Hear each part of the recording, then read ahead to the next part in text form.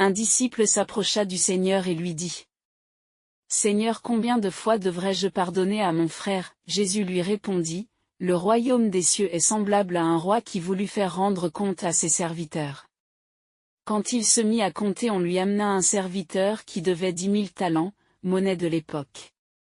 Comme il n'avait pas de quoi payer, son maître ordonna qu'il fût vendu lui et sa femme, ses enfants et tout ce qu'il avait et que sa dette soit ainsi acquittée. Le serviteur se jetant à terre se prosterna devant lui en le suppliant d'avoir de la patience envers lui, et qu'il lui paierait tout. Ému de compassion, le maître de ce serviteur le laissa aller et lui remit sa dette.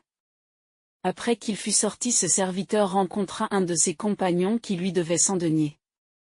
Il le bouscula, l'attrapa par la gorge en le menaçant de porter plainte s'il ne lui donnait pas ce qu'il lui devait. Son compagnon se jetant à terre le supplia en disant: Sois patient, et je te paierai. Mais l'autre ne voulut pas et alla le faire mettre en prison. Ses compagnons, ayant vu ce qui était arrivé, furent profondément attristés et ils allèrent raconter à leur maître tout ce qui s'était passé. Alors le maître le fit appeler et lui dit: Méchant serviteur, je t'avais remis ta dette en entier parce que tu m'en avais supplié. Ne devais-tu pas aussi avoir pitié de ton compagnon comme j'ai eu pitié de toi? Et son maître, irrité, le livra au bourreau jusqu'à ce qu'il eût payé tout ce qu'il devait. Et c'est ainsi que mon Père céleste vous traitera, si chacun de vous ne pardonne pas à son frère de tout son cœur. Car le Père céleste vous a pardonné lorsque vous lui avez demandé de le faire. Gardez à l'esprit que pardonner n'est pas pour les autres, c'est pour vous. Pardonner ne signifie pas cautionner le mal commis, mais c'est ne rien garder sauf les leçons essentielles. Pardonner, c'est se souvenir sans colère, ni rancune, et cela afin de libérer le corps et l'esprit. Le pardon ouvre un chemin vers un nouvel endroit de paix où vous pouvez persévérer malgré ce qui vous est arrivé. En pardonnant, tu te libères des chaînes et des influences de la rancune et du ressentiment qui sont un poison pour l'âme. Pardonner, ce n'est pas accepter le mal qui a été, mais c'est comprendre que cela fait également partie de ton chemin de vie.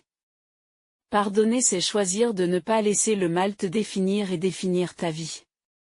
Pardonner te permet de créer un espace pour le bonheur, et la sérénité en toi et avec les tiens. C'est un acte de courage, d'amour et de force intérieure, et cela demande une grande résilience. Le pardon consiste à rompre l'engrenage souvent inéluctable des faits passionnels par lequel le mal suscite tout naturellement ressentiment, haine et désir de vengeance. Rien ne rend plus injuste et plus prompt à offense que d'être victime soi-même d'une offense. Le pardon offre une seconde naissance, il rend à nouveau disponible à ce que peut apporter le présent. Vengeance et pardon sont des réponses et ne peuvent pas apparaître à partir de rien. De la même manière, une déception n'existe pas sans qu'en amont il y ait eu une attente. Au point de départ, il doit y avoir le couperet du jugement de reproche, d'une faute morale grave. L'accusation de faute que rien ne peut équilibrer engendre la rancune. La rancune maintenue dans la durée devient ressentiment. Le ressentiment, en se manifestant, produit l'explosion émotionnelle de la haine, et la haine conduit tout droit à la vengeance.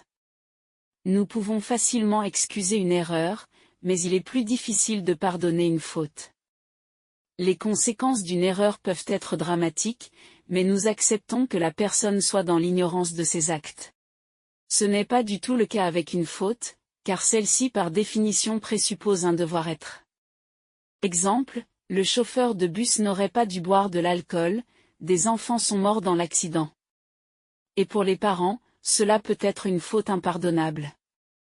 Celui qui se sent blessé, offensé, humilié, méprisé, dégradé et traité en moins que rien, est profondément atteint dans son amour-propre et se sent réduit et diminué.